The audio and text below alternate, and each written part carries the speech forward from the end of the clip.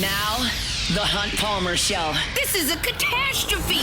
You are now listening to The Hunt Palmer Show. Brought to you by Renaissance Homes and Pools on 104.5 ESPN Baton Rouge. That's what I wished for when I blew out my candle. Locking down the middle of the day. Live from the Raising Cane studio. This is Hunt Palmer. The floor is yours. Hour 2, Wednesday edition of the Hunt Palmer Show. Half the work week is in the rearview mirror, working towards the weekend. Maybe you're not working on Friday. We will not be working on Friday, so you're really getting close to that weekend at this point, if that's the case. Somebody that's probably working this weekend is Koki Riley, covers the LSU baseball team for the Advocate. Tigers headed to Knoxville to play the Tennessee Vols after a couple of weekends at home. Koki joins us on Wednesdays, top of hour number 2, does so now on the Jim's Firearms Hotline. Koki, how are you? Going pretty well. How's it going? Going quite well. Would you characterize the weekend for LSU as a success against Kentucky?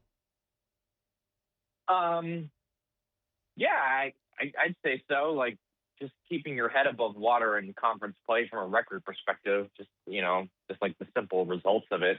I think the results were undeniably successful. Whether the process was good and the actual play was good, that's a whole other conversation. But I think it's kind of hard to deny that, like, it was a successful weekend from the fact that you win the series. You're now only 4-5 in conference play.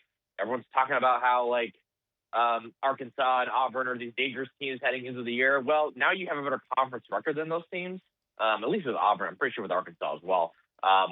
So they're in a very interesting spot here because it feels like for about a month, it felt like the sky is falling, and yet, like, if you look at just like the simple record and the conference record, the sky actually isn't falling. Like they have a little bit of room to work with here, and I think these next 2 weekends again are just going to be absolutely huge because they're on the road and they're against teams that are beatable. At least one team that's beatable. So it'll be interesting to see.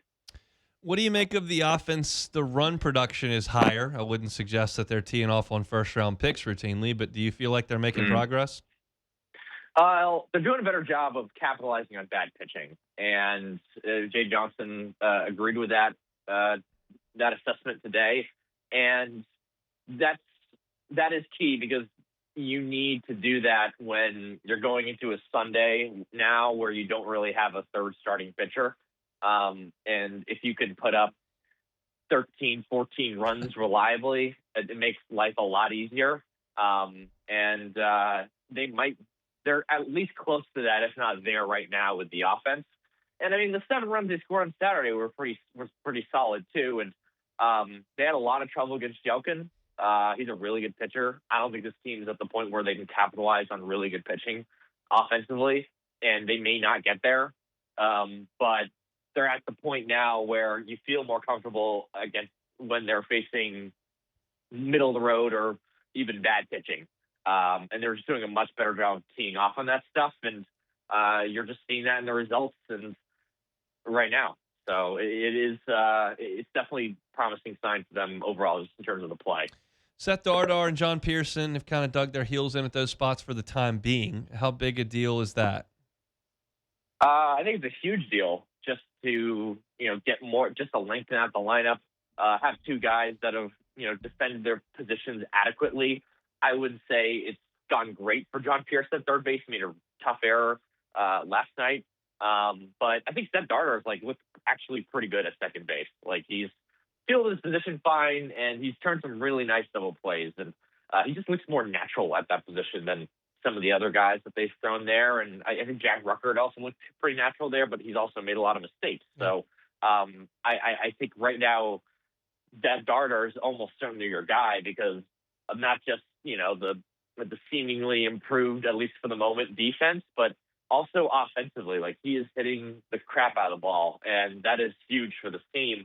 And they really, really needed a guy like him, a guy like Zach York, a guy like Aaron Beatty, a guy even, someone like John Pearson stepping up to lengthen out this lineup, and they've kind of gotten that against, middling to bad pitching.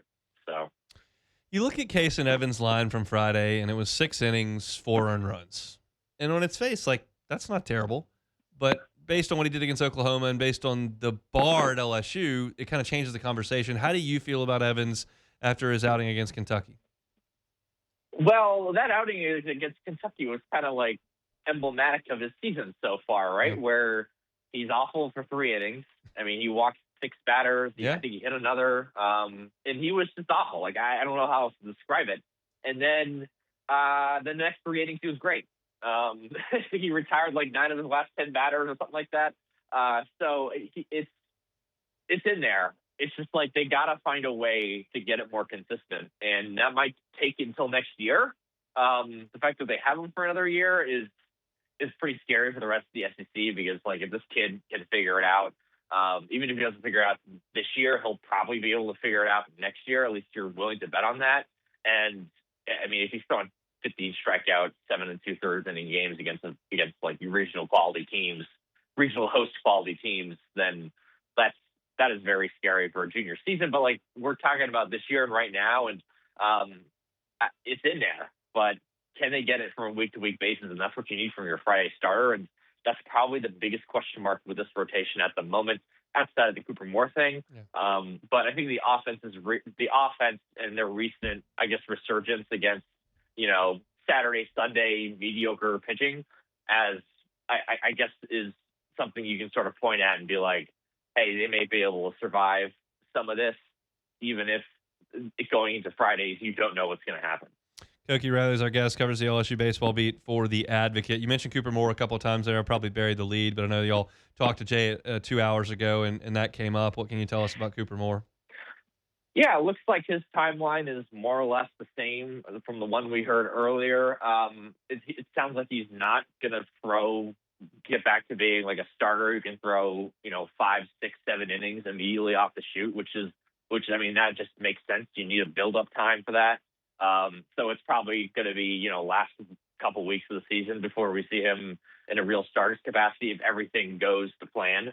But I think we'll see him in the Texas A&M series in some form or fashion, and that definitely helps this team. So they still are going to have to rely on these guys in terms of just the depth of their bullpen moving forward for the majority of this conference play, and that's something you weren't really anticipating heading into the season, really. So that's definitely not good for them. But at the same time, like the fact that he's coming back at all when you saw that it was pretty much an arm injury that he suffered against Oklahoma, I guess that's a win in a way as well. So yeah, it looks like he's going to be back by that Texas A&M series. It's very doubtful that he pitches the next 2 weekends, but he's out for this weekend entirely. So yeah, that's kind of where he's at the moment. Let's talk about the bullpen. There was a time there where Guidry and Sheeran were the two shutdown guys. They were filling the Griffin Herring / Cowan Evans role from last year that Shores assumed eventually. Clearly, Cowan has worked his way into that over the last 2 weeks, but where are they with Guidry and Sheeran? With Guidry, he's just got to pitch better, yeah. And I don't think it's anything more complex than that. The Sheeran thing's a little weird because he's gotten hit hard in some instances, but he's also kind of pitching better as he's gone deeper into some of these longer relief outings. The stuff is still very much there. I'm not that worried about him. Maybe he's not going to end the year with like I don't think he's probably not Casey Evans or Zach Cowan good right now, at least. But can he be like what Chase Shores was for you at the end of last season? Absolutely. And probably end the year with better overall numbers than Shores had, because remember, he still ended the year with like a 5 ERA. So this is really Zach Cowan's bullpen right now, and that's something that we had some pretty major questions about after he really struggled in non-conference play. But he's kind of your lead guy who can help close out a game like he did on Saturday, with Schmidt getting the first 5 1/3 and then him just throwing the next 3 2/3 to end the ball game. If you can get that out of one day, and then you can sort of piece things together on the other day, whether that's Casey Evans shoving and getting a couple other guys to fill the gap, or just the offense going nuclear like it did on Sunday. That's kind of the formula for this team to win a series. And I don't expect them to sweep any of these series moving forward, just because they just don't like without Cooper Moore, you don't really have the pitching depth to do it, even if the offense is playing well. So, that's kind of where I am right now. Although I guess you could argue that like if Casey Evans just throws strikes, they sweep Kentucky. Like that's not totally off the table. So, I think that's kind of where this team is at right now. Where do you think Jay thinks they are? He's it's been interesting to watch him kind of battle through this over the last month. What was your impression today? He felt pretty upbeat today. Pretty upbeat, pretty optimistic, especially about the offense. Okay. And we didn't really go too deep into the Gavin Guidry part of this. But in terms of the pitching, like this team has a lot of guys where you flip a coin and they're either great or the coin flips the other way and they're not great. Right. Think of Santiago Garcia. He's been better. There's been more times where he's been good than not. You think of Gavin Guidry, even think of a lot of these guys where it's like it's in there, but can they get it consistently enough to where you can really rely on these guys in tight games? Maverick Rizzi is kind of the perfect example. He's like a poster child version of this. So that's the bullpen right now, and I feel like that's what Jay feels like with his team as well with the bullpen. And you kind of know what you have with the starters. You kind of know what you have. You're having a better feel of what you have offensively as well. So, like, this team has kind of slowly but surely improved to the point where now you're heading into this big weekend. You don't feel terrible about your team. You're facing a Tennessee team that's pretty flawed. And So that's just kind of where you're at right now. You're only 4-5 in SEC play. It's not that bad. So, that's where they are. That's where they're at right now. So I have one more here for you on that bullpen, and this may be a longer answer, and I don't mean to put you in that position, but like you mentioned Rizzi and you mentioned Guidry and you mentioned like Garcia. I would put Plog in there as guys that sometimes you bring them in there. Yeah. And they're just 2-0, 3-0 to everybody. They're throwing 3-0 fastballs that miss by 1.5 feet. And so I'm curious if you think there's an opportunity for some of these guys that he's put in there recently, like Lockenmeyer and like Benj, who more or less throw over the plate. It doesn't look like those other guys in terms of stuff, but do you think he'll shift towards some other guys who maybe throw it over the plate more often? Because you're not going to be able to manage with getting behind 2-0, 3-0 and walking guys as often as they're doing right now. Well, part of it's philosophical, and it's something that they do not want pitchers who pitch to contact. Like, they have very specifically built this entire staff on guys who are going to get the swing and miss, who are going to get you out of a tight situation with a strikeout. And if we have more walks because of it, let the torpedoes be damned. Like, that's kind of the attitude. But there have been times of, as you said, and as we've seen plenty of times this year, where it's like the walks are so much that it's just like way too much to overcome, and it's not worth the trade-off you get and stuff. If these guys could be more like Devin Sheeran, where you're probably walking one or two too many guys, but you're throwing enough strikes and the stuff is so good that it's more than worth it, right? Like that's kind of what you want. And right now there's too many guys who aren't on that side of, or they're not on that side of it consistently enough for you to feel really good about this bullpen. But I'm glad you mentioned Lockenmeyer. I don't think Lockenmeyer doesn't have the best stuff on the team. He's got a pretty good breaking ball. He's more over the top as a left-hander. They just haven't really used him a whole bunch this year, but when he's pitched, he's been all right. Yeah. He's generally thrown strikes. He threw strikes last night. They've tipped their, I'd say they dipped their toe in the water on him a couple times in these SEC games. I think he threw third of an inning in the last two, definitely third of an inning this past weekend. So I'd like to see him more because he can throw strikes. I don't think the stuff is bad at all, even if he's not, Devin Sheeran. And I think that and maybe Benj is an option too because he's throwing the ball a little bit better lately. But Benj, if you remember, he's got a history of throwing a lot of balls too. Yeah. So I'm not quite sure they want to lean on him too much to throw strikes, I guess. So maybe Dax Daphne could be an option for them again. So there's plenty of bodies. It's just like who's actually going to show up on that day is the major question, So It certainly is. Are you headed to Knoxville? Yes, sir. All right. Well, safe travels up there, and we'll talk next week. Yep, will do. Thanks. Koki Riley with The Advocate. It certainly is philosophical in terms of missing bats. They've led the nation in strikeouts 2 years in a row. They lead the SEC by more than 20 this year. And there is some merit to that when your fielding is very iffy, which theirs is. The best way to take care of that is to strike guys out. And so you got to take a trade somewhere. If you're going to take a trade, well, we're going to give up some more walks, but we're going to strike some more guys out. That's one trade. The other trade would be, okay, we're going to strike less guys out, but we're going to walk less, but we're going to kick some balls around on the infield. There's not a perfect solution. And philosophically, I think Koki's right. They want to strike guys out. So even if you think you might have a guy that's going to go out there and that might not have it that day and he might throw 6 straight balls, we've seen it. Jay Johnson will bounce out of the dugout and go get the next guy that can strike somebody out. That's the way they've done things. So appreciate Koki for a little bit of time here on this Wednesday. We'll take a time out. Come back with more. It's Hunt Palmer Show.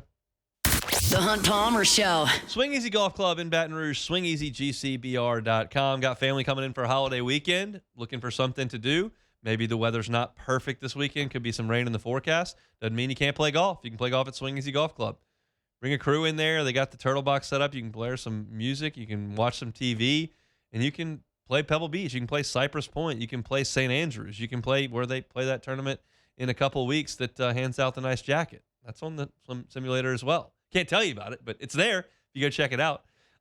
It's a great place to hang out. And if you got family and you're not sure how to entertain, but you want to go play some golf and don't want to spend 5 hours or have to dodge rain showers or don't have a tee time already and it's Wednesday, Swing Easy Golf Club can be your spot. They're on Segan at Perkins. So stop on by, book a tee time online at swingeasygcbr.com. That's swingeasygcbr.com. Swing Easy Golf Club.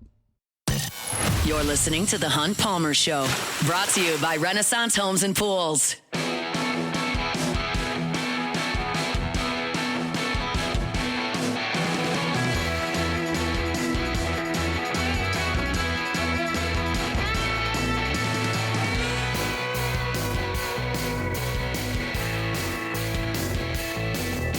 Brought to you every single Wednesday by Renaissance Homes and Pools, built by Renaissance.com, built by Renaissance.com. It is still not too late to get into that pool during prime swimming months here in South Louisiana. We know the weather is heating up, but if you're looking for that swimming pool you've always wanted, you can still reach out to Joey Blanchard at Renaissance Homes and Pools, who's the owner, by the way, and make that dream a reality starting this summer. Shoot him a text. That's the best way to get in touch with Joey. I give you the text line for the owner of the company here every single Wednesday, 225-252-7745. Again, 225-252-7745. Say, hey, heard about you on Hunt Show, want to talk pools, and he'll be happy to do it. He'll sit with you for the consultation. He will sit with you for the design. He'll be there when they dig it. He'll be there when they fill that pool and finish it. That's the beauty of working with a local company like Renaissance Homes and Pools, because you're with the owner every step of the way. If you're looking for your forever home, you want to build that. Joey's done it for dozens and dozens of people around Baton Rouge, and he can do that for you. Looking for an outdoor kitchen, creating that outdoor entertainment space that you've always wanted. Joey can make that happen. Start now so you've got it before football season when you want to do that kind of thing in the fall. BuiltByRenaissance.com is the website. You can see pictures and some designs. They're great work. And text Joey, 225-252-7745. BuiltByRenaissance.com is, again, the website. All right, I think y'all that listen often understand that I don't do this a ton. And so when I do, I want it to kind of like hold a little bit of weight when I mention it. I did have some conversations inside LSU basketball over the last 3 days. I'm just kind of seeing what's going on over there. And obviously there's a changing of the guard happening. And there are still remnants of the McMahon program that are in the building, and there certainly is a new man in charge in that building and a new man in charge of kind of running the administration there with Heath Schroyer as well as Will Wade. So right now, there's a bit of a holding pattern. When you look at some of these guys, like there are guys that were on last year's team that don't have any more eligibility left. Like Max McKinnon is gone. Rashad King is gone. PJ Carter is gone. Pablo Tamba is gone. Markel Sutton is gone. Like these guys don't have any eligibility left. You look in the transfer portal, which is not open yet, and Dedon Thomas has announced his intention to enter the transfer portal. Mozzie Mosley has done the same thing. We've got a tracker up at LouisianaSports.net reflecting that. But there are also some other guys who are still here. They're in school, and they're going to meet with Will Wade. Some of them have met with Will Wade, and you'll just kind of see how that moves forward. Wade said at his introductory press conference on Monday, like, I'm going to meet with or have met with all the players. We had a lot of seniors last year, but we're going to meet with everybody. If people want to come back, we'll make them part of the program. He mentioned Skylar Mays, the guy that came back and was a big part of things. So you're looking at names like Mike Nwoku, who has another year of eligibility remaining. He was a junior. You're looking at Jalen Reese, who I thought had a really nice go as a freshman point guard. Robert Miller just finished his sophomore year at 6'10" as a quality defender. Jalen Reed is so much up in the air because of the last 2 years of his career, and you certainly hope he can return to help. And if it's at LSU or not, I just hope he can play a season next year. Just so disappointing for him to have missed the last 2 years. Matt Gilhole was a 6'11" freshman that redshirted last year that's got some time. Ron Zipper played last year as a freshman from Israel who has eligibility remaining. And Will Wade will talk to those guys, and they'll all figure out best way to go. But as of right now, it's not as if the door's been slammed. I know there's been a lot made of staffers on Will Wade's staff. Will Wade did not want to comment on that on Monday. I kind of asked around a little bit, and of course you've seen the names that have surfaced. You've seen Rick Stansberry's name surface. Tyker Rag mentioned that. You've seen Johnny Jones' name being floated as well. I can tell you that as of right now, they are not in Baton Rouge. They are not part of the program. They are not officially part of anything. And to this point, some folks have reached out to them, and there's been kind of silence on that end. So there is not a lot going on publicly. I'm confident that Will Wade has a lot of wheels moving privately. And you know what? That might kind of be how things go this time around. You know? Maybe not as much on the cell phone. Maybe more so conversations. Maybe more so business deals as opposed to things going on in the shadows. I do know that Will Wade was shaking hands and kissing babies, for lack of a better term, last night.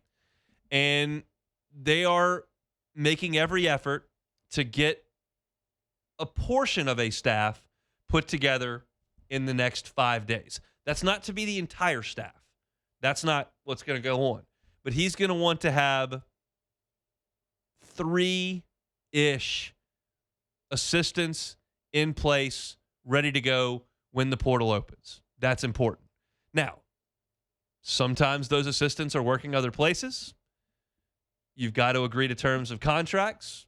All these things have to be put into place. And right now, officially, that has not been done. So you're talking about a program from a McMahon standpoint that has some players and some staffers who are still on the payroll that are still with LSU basketball. If you go in the gym today, you will see some of that. Because whether or not those guys or those staffers or those players are going to be at LSU moving forward, they're going to be somewhere in basketball. So you're working. They're working. And if you look at the Wade side of the program, you've got Will Wade, who knows where his office is. You've got Heath Schroyer, who told Matt on his show on Monday that he almost burned the place down trying to make a cup of coffee, but he's learning where his office is. And that's kind of the operation right this second at 2:30 p.m. on Wednesday. I would suspect over the next 72 hours that things start to become more concrete. But today, they're not. It's not as if you've got Will Wade staffers working phone lines with agents out in public right now. But they're going to be prepared for the portal period. That was the point of going ahead and paying the $4 million to NC State instead of waiting a week and cutting them a check for $3 million, right? You paid an extra $1 million to get this thing moving quickly, and that's what they plan to do. So I had conversations. The word awkward was used at one point to talk about the program that has kind of ended and the new one that's coming in. And I've heard that on the football side too. Keep in mind, they just did this in football as well, where you had a staff that was working on a bowl game and had relationships with those players, and there was a signing period to be had, and then you had a new staff coming in, but some of that staff was coaching in the bowl game in the playoff with McNeese. And so, like, there was not a bowl game with McNeese, the playoff with Ole Miss. And so I'm hearing some of the same things on basketball that I did on football. It's very natural. It's very common. But any report right now about folks on Will Wade's staff that are working for LSU are a little bit premature. I think that will come in a little bit of time. But it was interesting to kind of peel back that a little bit. Understandably, over the last 8 weeks, I just haven't dug into LSU basketball much. I haven't had conversations with LSU basketball. I haven't done because nobody knew. They knew that there was a possibility at the end what was going on, but LSU wasn't going to tip its hand until you saw the last 10 days. That's when it started ramping up. But now I think it's relevant to have that conversation. Nobody's dealing with any games anymore. It's all about the future. That goes for the people at LSU who were here with McMahon. That goes for the people that will be here with Will Wade. It's all about the future from now. So now things, I think, will start to happen a little bit more quickly. I realize that 10 minutes did not break any news, did not unearth something unbelievable, but I checked. I think that's my job at this point, and I can tell you what I found out, and it's that there's a little bit of a holding pattern. I would not expect it to last too much longer at this point. Little LSU Hoops update here on this Wednesday. All right, I told you at the top of the show. I told you at the top of the show. I did my power rankings today for SEC baseball. They're right here. There were 7 sweeps this past weekend, okay? Every team in the Southeastern Conference, except LSU, has been on one end of a sweep. All 15 of them. It is made for chaos. The standings are chaos. My rankings are chaos. I don't even know if I can stand by them. But I'm going to give them to you when we come back. The Hunt Palmer Show. I'll stand by Marucci. Marucci's awesome. Official bat of Major League Baseball. The Cubs did not use their Marucci bats last night. They got shut out. But they were using some because Marucci's the official bat of Major League Baseball. If you want to see where 1,200 of the best bats in the world are made every single day, you can check out Marucci with a campus tour. If you want to hear about how a place went from a backyard shed to a global brand, you can take a Marucci campus tour. And best of all, if you buy that ticket for the campus tour, whether you buy it for your family, you buy it for your youth baseball team, your youth softball team, buy it for the crew that's coming in for Easter, you will get 20% discount in the campus tour store and in the hitter's house with that campus tour tickets. Go to maruccisports.com/campus-tour and buy that campus tour ticket today. maruccisports.com is where you can find them. maruccisports.com. You're listening to The Hunt Palmer Show, brought to you by Renaissance Homes and Pools.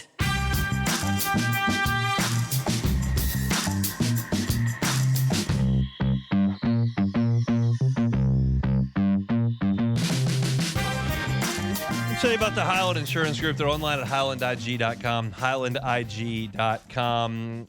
If you're a sizable business and you have not been presented a captive by your insurance broker, the question I would ask is why?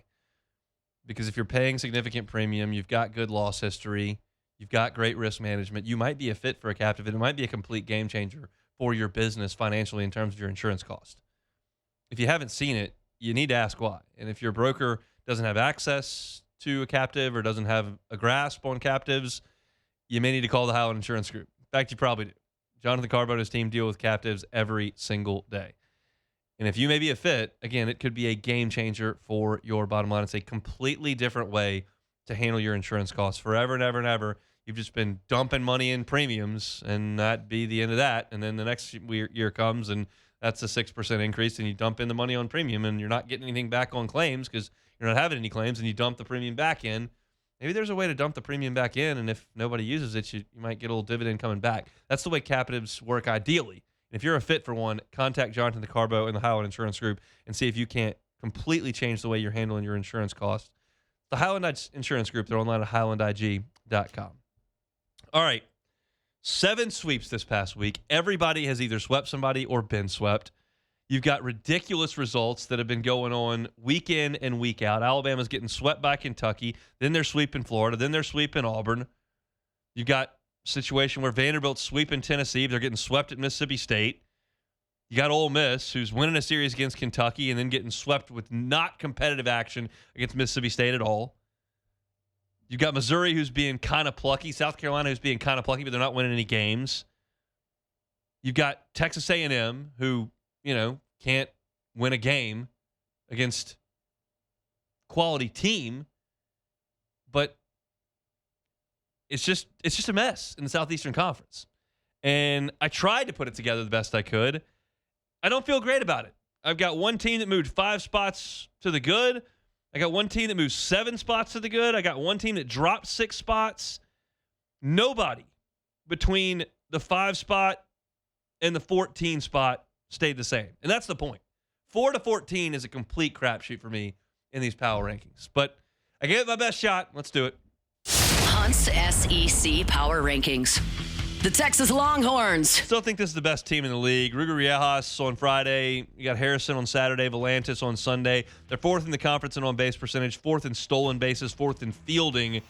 And the only 2 losses they have in league play thus far through 3 weeks are a grand slam by Ole Miss to send things to extras, and then a fielding error by their center fielder to blow one at Auburn. They're very, very good. The Mississippi State Bulldogs. Mississippi State went to Oxford without their ace McPherson and swept Ole Miss. They lead the SEC in batting average. They lead the SEC in doubles, and they didn't need their ace to shut Ole Miss down. They are very, very, very good. Those 2 teams, to me, are a cut above. The Georgia Bulldogs. Georgia's up to 3 this week from 5. They lead the SEC in homers by a mile. It's not even close. They also lead the SEC in fielding percentage, which is pretty good. For their homer lead, they lead... They've got 85. Second place, which is Vanderbilt, has 62. That's a 23 home run difference. That's a big, big deal. It's a good team that Georgia has. I don't think they're Texas or Mississippi State, but they're very good. The Auburn Tigers. I don't know what to do. Auburn got swept, and I didn't move them because I don't know what to do with the rest of these teams here. Auburn leads the SEC in ERA. They have the second fewest walks allowed. I do have concerns about their offense because you might have a concern if you're 16th in homers and 14th in doubles. That's a bad deal. So I think their offense is going to be better. I think Rempert's healthy and looking okay. I don't love Auburn. I like their pitching, but I don't know what to do. That I got them at 4. The Florida Gators. I moved Florida from 10 to 5. Liam Peterson's super talented on Friday. Aiden King's super talented on Saturday. They're 3rd in the SEC in strikeouts. They're not hitting a lot, but they've got a superstar in the lineup. I thought that was a pretty good weekend they just had after they got swept by Florida. I mean, they got swept by Alabama. They went and swept Arkansas on the road. 5th. I don't know. I don't even know if they're any good. They're 5th. The Arkansas Razorbacks. I moved Arkansas back from 3rd to 6th. Their lead dogs have been terrible in SEC play. You'll remember these names from Omaha. Ryder Helfrich, who was thought of as a potential preseason SEC Player of the Year, in league play is hitting .219. Kuhio Aloy, who's not as good as his brother, who was the Golden Spikes winner last year, but he's a good hitter. He's hitting .172 in league play. Reese Robinette hit a homer off Cade Anderson in Omaha last year. He's hitting .188 in league play. Cam Kojal was a great player last year. Ball tipped off his glove that Jared Jones hit. He was our second baseman from Omaha. He's hitting .200 in league play. All their really good hitters aren't hitting. That's why they got swept against Florida. I don't think they're terrible, but I had to back them up a little bit. I got them at 6. The Alabama Crimson Tide. Bama's been 14th since I started. I had to move them up to 7th. They swept Florida and Auburn the last 2 weeks, and I got Florida and Auburn ranked 4th and 5th. What do I do with Bama? They also got swept at Kentucky. They're 4th in the league in ERA. Faye threw a no-hitter. Zane Adams is pretty good. They got Justin LeBron. Brady Neal's hitting everything in sight. Bama appears to be okay. I moved them up from 14 to 7. The Kentucky Wildcats. Kentucky did not impress me, except for Jackson Jelkin on Friday. He's good in a year where the SEC aces don't look great to me. You know they lead the league in stolen bases. You know Tyler Bell's getting healthier, played some shortstop this week. I don't believe they're a championship-level team, but they're in the middle of the pack because they got a good ace. They run. They try to manufacture some stuff, even though they don't hit doubles and homers. I got Kentucky at 8. The Vanderbilt Commodores. Vanderbilt at 9. That's up from 11 last week. They're 2nd in home runs. They're 5-1 against LSU and Tennessee. That's pretty good, but their pitching is very hurt and not very good. It's 15th in the SEC in ERA. Yeah, they got swept at Mississippi State. Mississippi State's really good. They might sweep a lot of people, so I can't hold that against Vanderbilt too much. I've got them at 9. The Oklahoma Sooners. I'm concerned about Oklahoma. I had them at 6 last week. I've got them at 10 now. LJ Mercurius is supposed to be really good for them. He's thrown 12 and a third innings in SEC play, and he's allowed 13 earned runs on 20 hits. He's given up 3 homers. He was pretty good against LSU. He was terrible against A&M and even worse against Texas. So that's a concern. I don't think Cam Johnson's any good. Oklahoma doesn't hit a lot of home runs either, so I don't love this team, but they did come to the box and win 2 out of 3. They did beat A&M 2 out of 3, so they've done something. I've got them there at number 10. Texas A&M! Aggies had a big week from Gavin Grahovac. They went up there and beat Missouri all 3 games. Caden Sorrell's great. They're third in the SEC in batting average. That's good. They're third in the SEC in doubles. That's good. I don't love their starting rotation, and their best bullpen arm is hurt. They don't have a lot of stuff out of the bullpen either. They don't strike guys out. So they've got flaws, but I've got them at 11. The LSU Tigers. Moved LSU up from 13 to 12. You've got an inconsistent ace. You've got a poor defense, and you've lost 2 out of 3 of your series. But your offense appears to be coming along a little bit. You still strike a ton of guys out. William Schmidt looks to be pretty good. It's flawed. I've got you at 12. The Ole Miss Rebels. Ole Miss is 13th. They got problems. They're 15th in the SEC in hits offensively. They're 15th in doubles. They're 13th in on-base percentage, and they strike out the most. Again, offensively, 15th in hits, 15th in doubles, 13th in on-base, and 16th dead last in strikeouts. That is a problem. Now, pitching is second in the SEC in strikeouts, and I'll give Ole Miss credit for this. They have played Texas and Mississippi State, who are the best 2 teams in the league. So this might not be right, and they may have just faced some really good teams, but they haven't looked great in the midweek. Lost a miserable game to Memphis.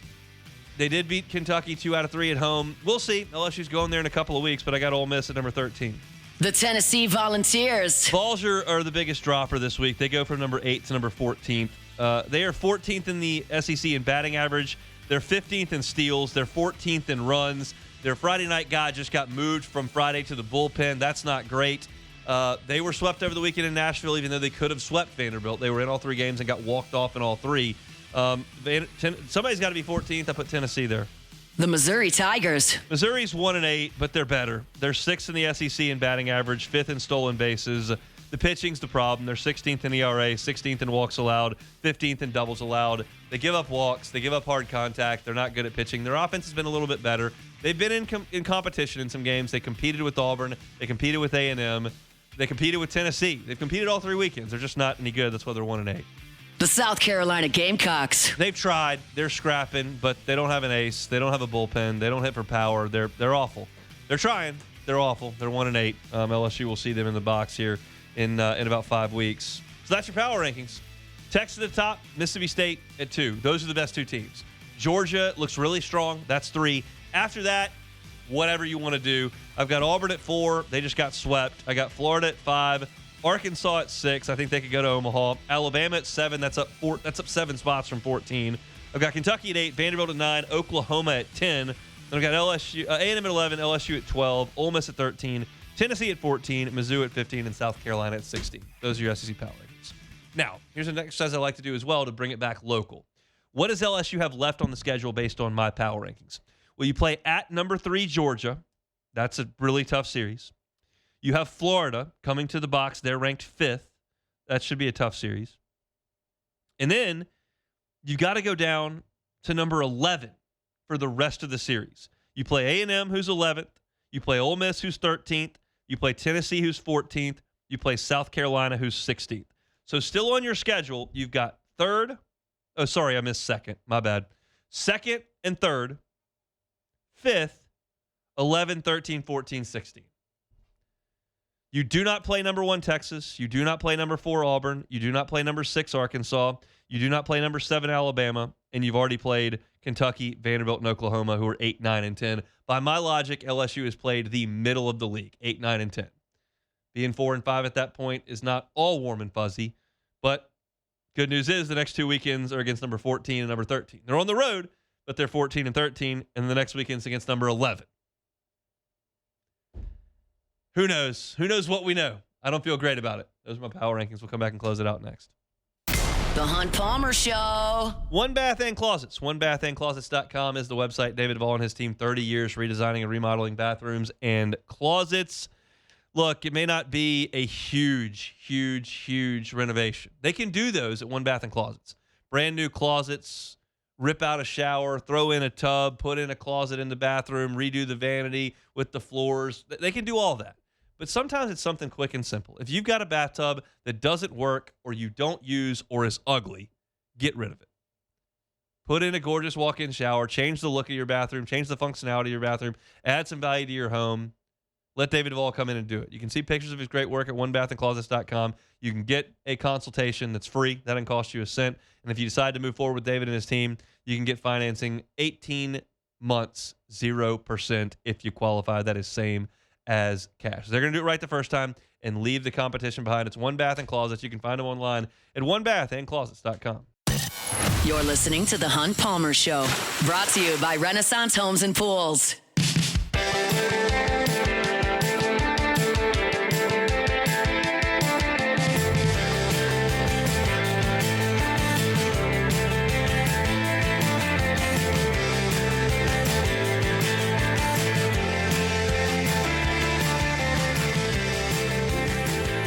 Wednesday shows brought to you by Renaissance Homes and Pools, built by Renaissance.com, built by Renaissance.com. Major shout out to all the Uber drivers out there getting folks around the 225. Appreciate y'all locking us in here on 104.5 ESPN Baton Rouge. One segment to go here on this Wednesday. Take it or leave it. Take it or leave it. Take it or leave it. Today's hottest stories in sports, news, and sometimes even Hunt's life. The question is, will he take them or leave them? All right, well, shout out to the Uber drivers. So rumors are spiraling that the NFL is putting in place the replacement refs, and the NFL Player Association is not going for that, and they're trying to, back up the referees, saying that this can lead to injuries, and it's not good for the game that you're not trying to pay the referees and trying to just shoo them to the side and replace them. So is the NFL doing wrong by not paying the referees? Take it or leave it. I'll take it. Look, if we can ship teams more than halfway around the world go play in Australia, we can shake the couch cushions for a few more $1,000 for the refs. Yes. What are we talking about here? We got how many games in a weekend, especially on like a bye weekend? You got like 13 games? It's a lot. You got 13 games. We got like 8 officials for those games. And probably 2 overseas. You're talking about this is no money. It's not even a rounding error. I mean, how much more money do they want to get? Like 20 grand a year? It's just like it's completely irrelevant. It is, and it makes no sense that a more than $1 billion organization is having, instead of just paying them, like, we'll just replace you guys with some stand-ins. That's just crazy. If anybody in the administration at Guarantee's listening, I'll take a $20,000 raise. However, Guarantee, not a multi-$100 billion whatever. I mean, just $100 billion is a little bit much, but multi-billion-dollar organization like the NFL. Well, Hunt, if they keep playing every day of the week, they'll get there. They'll get there. All right, so the Detroit Pistons defeated the Toronto Raptors yesterday, and this is significant because this is the longest climb the Pistons have since. This has been a long time coming. It's been 18 years. 18 years since they have won the division title since 2008, 2007. Well, 2007, 2008. This is 2 years after leading the league in losses, 28 straight losses. The Pistons are now 51-21 with 2 All-Stars. So is this a tell that, you know what, don't give up on your team. You can get out the mud. Take it or leave it. Take it. I'll take it. I mean, look at Detroit. The Tigers are the favorites in the Central. They're maybe the favorites in the American Sign League. Scooble. I know. Sign Scooble. Well, they may not do that. I'm about to say sign Scooble. But the Lions are good. They are. And the Pistons are good. Life is good in Motor City. Wow. Everybody's moving to Detroit. It's a destination. I didn't even think about that. The Lions, the Pistons, and the Tigers It's a great day to be. They're basically the new Boston. Wow. That is, when you really say it like that, the baseball team is good, the football team is good, and the basketball. For Detroit, we're talking about. We ain't talking about Boston, like you said, or LA. We're talking about Detroit, and now they have 3 premier teams. What is going on? That's a beautiful thing. We are in the end times. So that's it for Take and Leave. I cannot believe that. I cannot believe that. They have 3 teams better than both my teams combined. Yeah. 3 teams. Yeah. Wow. Trade Zion. Maybe the Pistons will take Zion. Give you Cade Cunningham for him. Please, they'll give us a big shot, maybe a po' boy or something like that. Give you a 2028 second rounder. Yeah, we'll get a $2 bill. Yeah, give us one of those. Our Wednesday show is brought to you by Renaissance Homes and Pools. Still time to get into that pool of your dreams. I tell you every week. Text our guy, Joey Blanchard. That's the best way to get in touch with him. I'm going to give you his phone number. Send him a text. Say, I heard you on Hunt's show. I want to talk about a pool. He'll do it. 225-252-7745. All right, busy show today. Talked some LSU football, some Lane Kiffin sound early on. Talked about LSU in Southern. Talked with Koki Riley, previewing LSU and Tennessee, kind of talking about where this team is. Did some What If Wednesday as well. I got in some LSU basketball. I've done some digging on that side of things as well. There's lots to get to on today's show. If you missed it, catch it on demand wherever you find your sound. Just search Hunt Palmer Show. Tomorrow, going to be very busy because we don't have a Friday show. So we'll do an LSU football practice report. They'll be on the field tomorrow morning. We'll get you ready for LSU in Tennessee. Final Four's coming up. We'll have some Saints talk as well. So lots to do. Hope you have a safe and happy Wednesday. We're back tomorrow. It's the Hunt Palmer Show. The Hunt Palmer Show. Fabry Chevrolet GMC, FabryChevrolet.com. FabryChevrolet.com is that website. The entire inventory is online at the website. I know we live in a digital world these days. That is quite obvious. So if you want to start your buying experience online, you can do it at FabryChevrolet.com. You've got a great inventory of SUVs. So if you're looking for a new car to get behind the wheel and get that family in to head to the beach or to head wherever you're going once school gets out here in a few weeks, go up to FabryChevrolet.com. Check out their inventory of Chevy Tahoes. Check out the Chevy Suburbans as well. Maybe you're looking for a GMC. A Yukon or Denali might be a great fit for you as you get ready for that new car for the summer. You're going to have a great customer experience at Fabry Chevrolet GMC if you go. So you can start online, but go to St. Francisville. Check them out, Highway 61 there under the Fabry family's umbrella, who's been in this town for 35 years. Great buying experience. Wonderful customer service. It's Fabry Chevrolet GMC. That entire inventory is online at FabryChevrolet.com.